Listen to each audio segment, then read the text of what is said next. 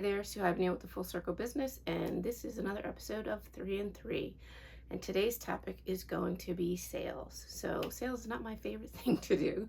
If you know me well, you know that. And I think of the used car salesman and how do we avoid that at all costs. But we're going to talk about a little bit more of the system side of sales and how to make it a little bit more natural, a little bit more comfortable if it also is not your favorite thing and not your sweet spot. So ultimately, if you're really clear about what you do and you're really clear about why you do it, and then you can get dialed in on who your ideal client is, which comes back to marketing, which will be another episode, then the sales should be just a conversation to see if you're a good fit for each other.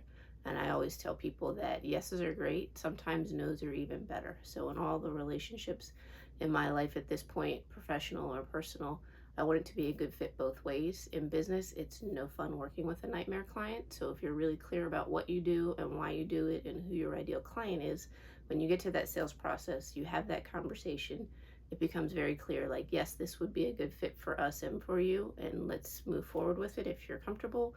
Or no, maybe we're not the best person for this job, and you have to be willing to have that conversation and be honest about that to avoid, like I said, those nightmare customers. Never fun to deal with if you know upfront that they're really not going to be a good fit for you.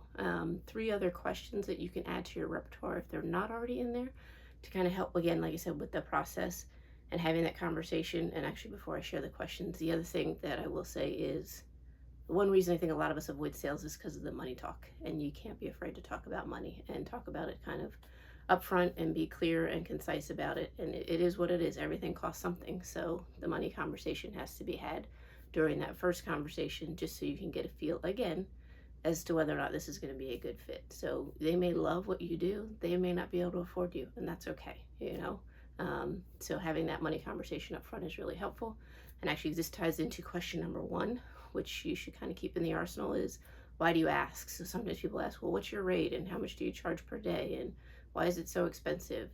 Instead of getting defensive and trying to answer the question, if you come back with the question, why do you ask? There's probably an underlying reason why they're asking you that question. If you get to the bottom of that, maybe you discover where their money issue is. And if it's, like I said, a good fit, or maybe this isn't the great ideal customer for you. Number 2, and I will talk about this probably in another episode sooner rather than later, and goes into like using DISC, if you're familiar with that in your sales process, is how do you like to make decisions? So if you can find out up front if the person you're dealing with likes to make decisions quickly and they like to move rapidly, and once they have the info they need, they're ready to go, that helps you in your process. If you discover that like they're like the little turtle and the tortoise in the hare and slow and steady wins the race, and they like to take their time and review everything, that'll help you in your sales conversations as well, in terms of guiding the direction of the conversation and not forcing someone into an uncomfortable situation that doesn't really align with how they make decisions. So just a simple question, how do you usually like to make decisions? Do you make them quickly once you have the information you need, or do you usually like to take a day or 2 to think things over? And that can help you with guiding the way you guide the conversation to the potential sale. And last but not least, what's your biggest concern? So if you're doing home renovation, painting, carpentry, could be plumbing, it could be an addition, whatever it is, every customer is going to have a concern. And it may have nothing to do with the project itself, but asking them up front and being honest with how are we going to address that? That's important to me to understand.